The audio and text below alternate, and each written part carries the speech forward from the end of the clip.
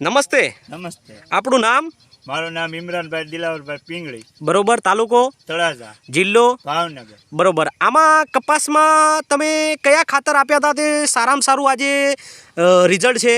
અત્યારે સુધી અમે સરદારનું ડીએપી નાખતા. બરોબર. આ વખતે ઝીંક પ્લસ નાખ્યું છે ઓમકાર કંપની. બરોબર. અને છંટકાવમાં ઉપજ છાંટ્યું છે. બરોબર. તો એના કારણે સરસ મજાનું આજે રિઝલ્ટ દેખાય છે એમ ને? છે અમને કપામાં, જેમાં 70 થી 75 ઝીંડવા છે અત્યારે હાલમાં. બરોબર.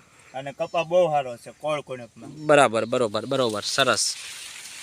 બરોબર. તો ઝીંડવા ટૂંકમાં એક છોડમાં 75ની બેઠક બેઠેલી છે એમ ને, એમ કહેવા માંગો છો? 75 ઝીંડવા છે એક છોડમાં. બરાબર. આ જોઈ લો.